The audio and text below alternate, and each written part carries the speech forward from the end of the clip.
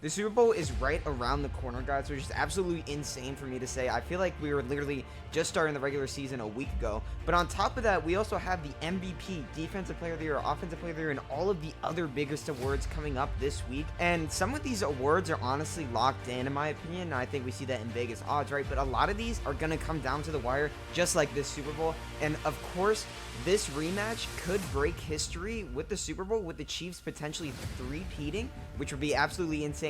But let's go ahead and dive into everything that you need to know going into this week for the NFL, as well as all of my predictions. And before we get into today's video, make sure you guys like and subscribe to stay in the know about everything NFL and NBA. I really do appreciate it, and let's go ahead and dive into the video. All right, let's go ahead and dive in here first with the Kansas City Chiefs versus Philadelphia Eagles Super Bowl, which is a rematch of 2 years ago, right before we had the Kelsey Bowl. Right now, Jason Kelsey is obviously retired. The opportunity for the Chiefs to three-peat is here, right? The Chiefs and Eagles have both had incredible seasons, no doubt, with the Chiefs winning 15 games and the Eagles winning 14 games, right? But the thing I really want to point out here with the Chiefs winning 15 games, 12 of them were by one possession. I know the Texans game was by 8 points, but still one possession. But, I mean, the team really knows how to win. That's kind of what I want to get to here, right? Mahomes and Andy Reid, they just refuse to lose. And whether or not it's the refs' help, that's definitely a different conversation, right? But I think that a winner is a winner, right? I think that the Mahomes, Andy Reid, Travis Kelsey, this whole coaching staff for the Chiefs, they've really just shown that they know how to win games, right? The hardest thing to do in sports is to repeat something that's already been done, to prove that it's not luck, right? And I think Mahomes is doing that right now, right? And I think really what makes this matchup even more exciting is the rivalry that these two franchises have, right? Obviously 2 years ago it was the Eagles who felt like they should have won in a very close matchup, but now they have a chance here to get revenge with some new players such as Saquon Barkley. And with the Chiefs, on the other hand, they have the opportunity to solidify themselves as one of the greatest dynasties in the entire NFL. All right, and let's go ahead and look at the Saquon effect here, which is something that we kind of hinted at, right? The Eagles were already a Super Bowl team without him, to be honest with y'all. And now with the Eagles adding Saquon Barkley, this is kind of what we see with the Ravens between Lamar Jackson and Derrick Henry, right? I know Jalen Hurts isn't as great as a runner as Lamar Jackson, but the Eagles also have elite receivers, which is something that puts them over the top of the Ravens offense, in my opinion, right? And on top of this, the offense is on fire right now. 2 weeks ago, they scored 55 points against the Commanders, and Barkley really, I think, is the reason for this, right? He gives them a new dimension, forcing defenses to pick their poison between the pass game or the run game with Saquon Barkley. Are you willing to stack the box against Saquon Barkley, or do you sit back and prevent A.J. Brown, Devonta Smith from torching you? It's really a nightmare for defensive coordinators. And not to mention, the Eagles' offensive line is one of the best in the league, even without Jason Kelsey. They give Barkley the space he needs to dominate while also protecting Jalen Hurts, which allows him to make plays with his arms and his legs. This game really isn't just about Mahomes versus Jalen Hurts or Saquon, however you want to put it. It's really about someone like Chris Jones and Jalen Carter, right? Two of the best interior pass rushers going head to head. I think the biggest question this game is going to be the defenses. Can the Chiefs stop the Eagles' run game, right? Can the Eagles' secondary slow down Mahomes? That's going to be something that is very keen for this game, right? Last year's Super Bowl finished 22-25, pretty low scoring. This year's over under 48.5. And with these offenses, honestly, that is something that could hit, right? I think that 48.5 may be a little low for some people. I think this is very realistic, right? I think defenses are something that come out in the Super Bowl, right? Now, finally, who do I want to win the game? Honestly, neither team. I gotta be honest with y'all. I don't like the Chiefs or Nick Sirianni, but I do love Saquon Barkley and my guy Mora Ojimo. Shout out to him. Who do I think wins? Sadly, the Chiefs. Honestly, I know it's really just because they know how to win games better, right? I think it's like the Warriors in the 2010s. Hate it all you want, but you can't deny greatness, and I think that that's something that we're gonna see on Super Bowl Sunday with the Chiefs. All right, now that we're past the meat of the video with the Super Bowl, let's go ahead and break down some of these NFL awards, right? Starting off here with the biggest one, the MVP. I gotta be honest with y'all, it's a two-man race right now between Josh Allen and Lamar Jackson, but I'm gonna give you guys the reason why Josh Allen should win this award, right? Lamar already has 2 MVPs, one of which coming last year, and voter fatigue is real, right? We look at Peyton Manning in 2013, who lost the MVP despite insane stats because people were just tired of giving him the award overall, right? And looking more at voter fatigue in different leagues, right? Not last year, but the year before in the NBA, Nikola Jokic definitely should have won over Joel Embiid in my opinion, but he had won the previous 2 years, And I think that the people that vote for the MVP are definitely trying to get someone else new, right? Same thing in the MLB. No disrespect to Shohei Ohtani at all, but he's won the past 2 MVPs in the NL and the AL, and I think that over time he's probably not going to continue to win these awards just because of voter fatigue, right? But on top of that, Josh Allen lost Stephon Diggs in the offseason, his #1 target, and he still ended up winning 13 games, putting up 3,731 passing yards, 28 touchdowns, 6 interceptions, 531 rush yards, and 12 rushing touchdowns. Buffalo scored 525 points, which was second most in the NFL. Look at Lamar Jackson. He actually had 518 points, which is third in the NFL, and it is really that close, right? And we're looking at something else here. Lamar Jackson was actually named first team All-Pro, which gives him the edge over Josh Allen, who was named second team, because obviously the AP voters vote on that, right?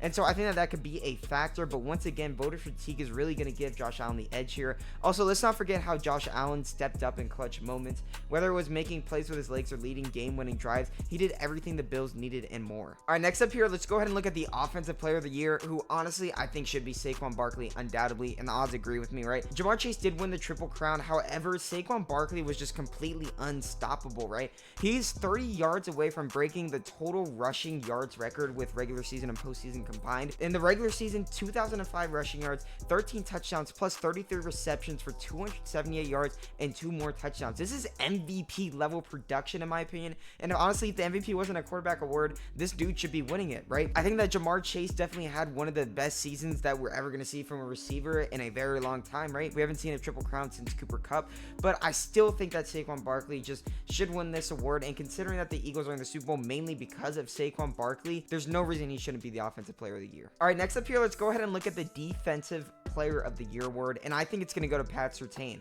This race is really tight between him and TJ Watt right now, but I do think that Surtain should win, even though the odds right now are actually against me, right? I think really when you look at the stats here, right, opponents pass against Denver 61.2% of the time, which was 5th in the entire NFL, which is actually pretty high in my opinion considering how good the Broncos defense was, right? Looking at the Broncos total yards per pass play, they're at 4.9. That is insane. That's second lowest in the league, right? You look at their total yards allowed per game, they were 14th, which is obviously because they were passed 61.2% of the time against. And really, I think that comes down to because the Broncos were able to force teams into 3rd and long, and that's where you know obviously teams are going to pass the ball more, right? Looking more at Patrick Surtain, he only gave up 306 yards all season. He had 4 interceptions and only 2 touchdowns allowed, and when passers threw the ball to him, they had a passer rating of 59. That is insane considering how many snaps Surtain played and considering just like how many elite receivers he matched up against, right? On top of this, he locked down people like Ja'Marr Chase. He had 36 yards in week 17. That is absolutely elite, right? We looked at him against Garrett Wilson a long time ago. We were talking about how this matchup might be a little close, right? He absolutely locked Garrett Wilson down, right? And I was mad because I had Garrett Wilson on my fantasy team, but I mean, Pat Surtain, it's just there's no denying him, right? He's the best corner in the league in my opinion. You could obviously say Derek Stingley's up there as well with how good he's been, but obviously I'm a biased Texas fan, so don't listen to me on that. I just think that Pat Surtain should win this award over TJ Watt. All right, now let's go ahead and look at the Offensive Rookie of the Year, which honestly, there's no reason Jayden Daniels shouldn't win this award, right? He's the clear favorite. There's no debate, really. The Commanders overachieved with him under center, and rookie QBs really don't elevate a team like that usually, right? As NFL fans have really been spoiled these past 2 years with Jayden Daniels and CJ Stroud just absolutely dominating the field in their first season, right? Daniels has also shown elite poise in big moments, stepping up in crunch time and proving he could be the face of Washington's franchise, which is honestly insane to me, right? Like I just said, a lot of these quarterbacks that are drafted end up being busts or not really panning out too much, and Jayden Daniels right now is just looking like a seasoned vet, right? Absolutely insane. And on top of that, you know, you look at other people like Brock Bowers, considering that he just broke Sam Laporta's rookie tight end record. That is insane, and yet we're still looking at Jayden Daniels as the top favorite, clear cut no matter what, right? Bo Nix had a great season as well, had the Broncos go all the way to the playoffs after they were projected to do absolutely nothing, similar to Jayden Daniels. And it's just insane how good Daniels has been this year, and I think that he deserves Offensive Rookie of the Year no matter what. Next up here, this is an award that I think is also locked up here, the Defensive Rookie of the Year. We're going to Jared Verse, right? This race was competitive at first, but Verse has really separated himself. Right now he has 4.5 sacks with a 16.8% QB pressure rate. Verse was a a force on the defensive line, especially considering his linebacker position. And I mean, to put that into perspective, last year's defensive rookie of the year, Will Anderson, a defensive end, posted a 17.3% pressure rate. So Verse is like right there in terms of dominance, right? Not only did Verse rack up these stats, he made game-changing plays, whether it was forcing a fumble in a key divisional matchup or disrupting the pocket against top-tier quarterbacks. He proved to be an elite presence on the defensive side of the ball, and no rookie defensive player really had more of an impact on their team's success than Verse, and I think that's why he's the clear winner. And going into this draft, I thought that this guy was going to be pretty solid because he really had all the numbers in college. He had really good numbers in the combine, and he's really proved to me that, you know, my prediction was right about him. Next up here, let's go ahead and look at the comeback player of the year. Another one that's just absolutely locked up here with Joe Burrow. Not even a question, really. Joe Burrow returned from a hand injury we've never seen before and absolutely dominated, even with people questioning, right? Like, what is he going to be able to do after this hand injury? Is he going to be able to throw the ball correctly? Is it going to hurt, right? And we did see a couple of scares there early in the season where, like, it looked like his hand was, like, in pain, I guess. I don't know. The Bengals, right, they finished 9th in total offense, 5th in passing efficiency. Burrow had 4,918 passing yards, 43 touchdowns, 9 receptions, 108 passer rating. Just absolute beast mode from Joe Burrow, honestly. And I know that they didn't make the team accomplishments, but like he said in his interview during the Pro Bowl, the skills competition, he said that they're getting all the individualistic awards, right? Obviously with Jamar Chase as well being named first team All Pro.